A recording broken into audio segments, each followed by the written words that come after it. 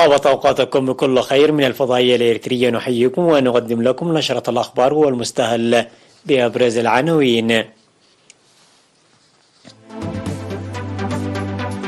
جهود لرفع الإنتاج الزراعي في مشروع عد عمر. تقديم جائزة فبراير للطلاب المتفوقين في الإقليم الأوسط. توائم سهامي ولدا في كرني جدان الرعاية في مستشفى روتا. تشاهد تأمر السفير الألماني بمغادرة البلاد خلال 48 ساعة.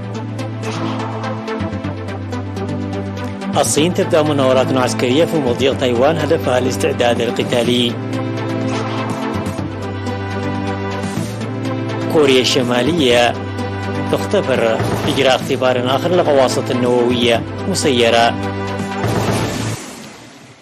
من العناوين إلى التفاصيل. تحقق الجهود الجارية لرفع الإنتاج في مشروع عبد عمر بمديرية هيكوتا نتائج مرضية. وأوضح مدير المشروع سيد ولا جبريل قبر مريم أن العمل الزراعي الذي كان مقتصرا عد عمر فقط توسع إلى الأراضي الواقعة في مزارع تسني على ضفاف نهر القاش. وذكر أن المشروع يقوم بتنمية أشجار الفواكه والتوسع في التنمية المروية والزراعة المطرية وتربية الحيوانات، مشيرا إلى وجود أكثر من 300 هكتار للزراعة المطرية و150 هكتار للزراعة المروية، وفي تسني 300 هكتار للزراعة المطرية وأكثر من 100 هكتار للزراعة المروية. وقال أن أشجار الموز من نوعية جيدة أدخلت السنة الماضية بدأت في الإنتاج، موضحا بأن هذا النوع من الموز لديه مميزات أفضل في المذاق وقصر فترة الإثمار واحتوى الكمية. وأوضح تمهيد الأرضية لإنتاج وفير في المشروع الذي يشرف عليه مهنيون شباب.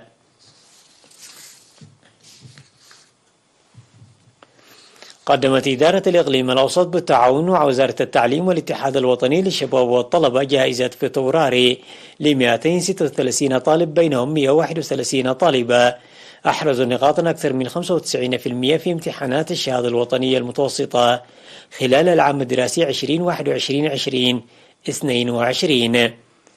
وأوضح مسؤول التعليم في الإقليم الأوسط الأستاذ بلاي هبتقابر في المناسبة التي جرت في 8 من إبريل في قاعة الإقليم الأوسط أن التفوق التعليمي نتاج المعلم وجهد الطالب ودعم الأسرة.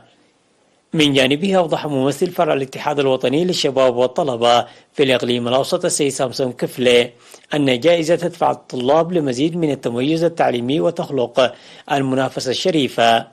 وقال الطلاب أن تفوقهم التعليمي جاء لجهودهم ومتابعة المعلمين وأولياء الأمور.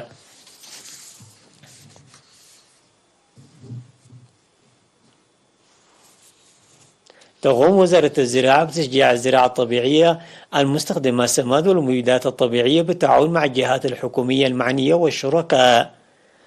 وأوضحت الوزارة القيام بأبحاث المبيدات المستخرجة من أشجار النيم وتدرب الخبراء والمزارعين عليها. وأوضحت مسؤولة وقاية النباتات في الوزارة السيدة الأول مكنن أن المبيد الحشري المستخرج من ثمار النيم يضاهي في الفاعلية المبيدات الكيميائية ويمكن صناعته بمختلف الوسائل. وذكرت إجراء تجارب على زيت النيم كمبيد حشري في البطاطس والقمح في البلاد، وبالإمكان الاستفادة من بقايا زيت النيم في السماد الطبيعي. وأشارت إلى العمل الجاري بهدف توسيع استخدام ثمار النيم في المبيدات الحشرية.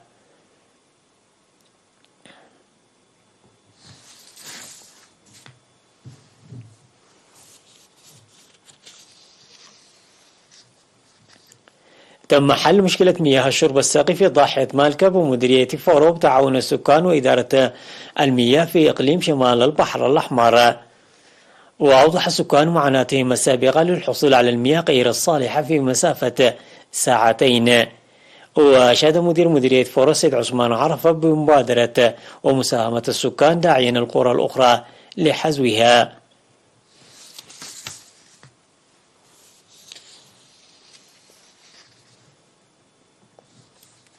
ولد توأمان ملتصقان في الرأس في مستشفى كران المرجعي، ويتلقان الرعاية الطبية في مستشفى أوروتا المرجعي في الإقليم الأوسط.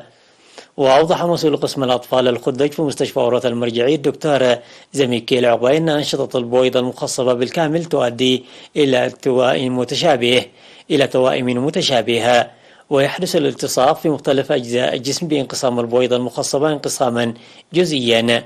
وقال أن عملية فصل التوأمين تعتبر معقدة وتحتاج إلى معدات طبية متطورة. وشكرت أم توأمين البالغان من العمر 2.5 السيدة أمونة محمد وهي من لبنان الرعاية والدعم الذي وجدته هي وأبنائها من وزارة الصحة، داعية لدعم المجتمع. وتعتبر هذه هي المرة الثالثة التي ولدت فيها توائم ملتصقة في البلاد خلال 20 سنة الماضية. وتشير التقارير إلى ولادة توائم ملتصقة من كل 2.5 مليون في العالم.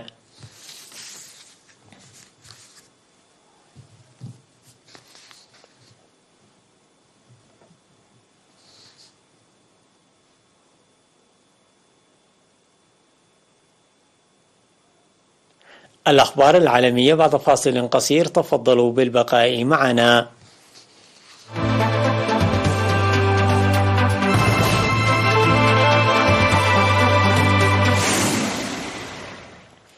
أمرت حكومة تشاد السفير الألماني غوردان كوريكي بمغادرة البلاد في غضون 48 ساعة بسبب المواقف التي تفتقر إلى الكياسة وعدم احترام التقاليد الدبلوماسية. وقال المتحدث باسم الحكومة عزيز محمد صالح في بيان أن الحكومة تطلب من يان كريستيان غوردان كريكي السفير فوق العادة والمفوض لجمهورية ألمانيا الاتحادية مغادرة الأراضي التشادية خلال 48 ساعة. من جهته قال مصدر في الخارجية الألمانية لوكالة الأنباء الفرنسية أن الأسباب التي دفعت حكومة تشاد إلى إعلان السفير الألماني في إنجامينا شخصا غير مرغوب فيه غير مفهومة أبدا. وعين كريكا سفيرا في تشاد بعد أن شغل مناصب مماثلة في النيجر وأنغولا والفلبين، كما كان ممثل ألمانيا الخاص لمنطقة الساحل.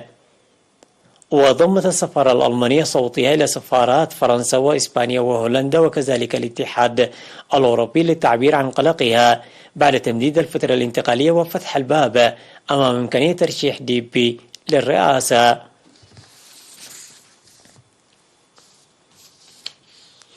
أعلنت الصين أنها بدأت تدريبات عسكرية ل3 أيام في مضيق تايوان. وقالت قيادة المسرح الشرقي في جيش التحرير الشعبي الصيني أن مناورات السيف الحاد المتحد تستمر من 8 إلى 10 من إبريل وهدفها الاستعداد القتالي.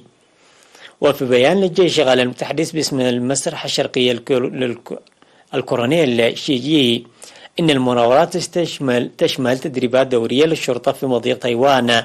وأضاف أن هذه العمليات هي بمثابة تحذير صارم ضد التواطؤ بين القوى الانفصالية الساعية لاستقلال تايوان والقوى الخارجية وضد أنشطتها الاستفزازية.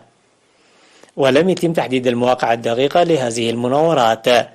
ويبلغ عرض أضيق جزء من المضيق بين الساحل الصيني وتايوان حوالي 130 كيلومترا. من جانبها أعلنت وزارة الدفاع التايوانية في وقت لاحق أنها 8 سفن حربية و42 طائرة مقاتلة صينية رصدت حول الجزيرة. وعبرت عن إدانتها الشديدة لمثل هذه الأعمال غير العقلانية، مؤكدة أن السفن والطائرات عبرت الخط المتوسط في مضيق تايوان. أعلنت كوريا الشمالية أنها أجرت اختبار جديد على قواصة نووية مسيرة في أحدث رد على المناورات الأمريكية الكورية الجنوبية. وذكرت وكالة الأنباء الكورية الشمالية رسميا أن معهد أبحاث علوم الدفاع الوطني في كوريا الديمقراطية أجرى اختبارا على نظام سلاح استراتيجي تحت الماء ما بين 4 و7 من إبريل. وأضافت أن القواصل النووية المسيرة هيل 2 أجرت محاكاة تحت المياه قطعت خلالها مسافة 1000 كيلومتر. وأشارت الوكالة إلى أن السلاح انفجر بدقة تحت الماء، لافتة إلى أن هذا الاختبار يثبت موثوقية نظام الأسلحة الاستراتيجية تحت الماء وقدرته الهجومية الفتاكة. كانت كوريا الشمالية أعلنت في 23 من مارس عن أول اختبار لهذه القواصة التي قالت أنها قادرة على شن هجوم نووي يمكنه تسبب بسونامي إشعاعي واسع النطاق عبر انفجار تحت المياه.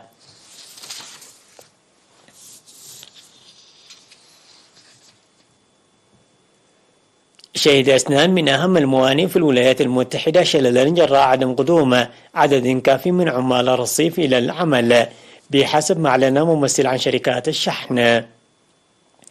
ونظمت نقابات عمال الرصيف ما قالت أنه إجراءات منسقة لمنع العمل في الموقعين بحسب بيان صادر عن رابطة المحيط الهادي البحري التي تمثل ناقلي الشحن. ويأتي هذا في إطار نزاع طويل الأمد بين نقابة عمال الرصيف وناقلي الشحن متعلق بالأجور وأتمامات المعلومات. وبحسب البيان فإن هذا أدى إلى إغلاق الفعلي لميناء لوس أنجلوس وميناء لونغ بيتش أكبر بوابة للتجارة البحرية في الولايات المتحدة الأمريكية.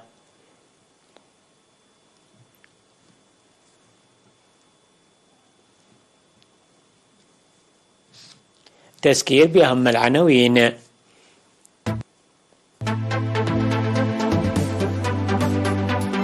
جهود لرفع الإنتاج الزراعي في مشروع عد عمر. تقديم جائزة فوتوراري للطلاب المتفوقين في الإقليم الأوسط.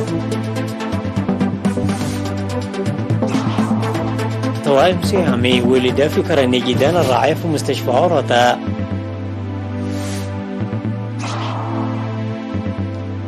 تشهد تأمر السفير الألماني بمغادرة البلاد خلال 48 ساعة. الصين تبدأ مناورات عسكرية في مضيق تايوان هدفها الاستعداد القتالي.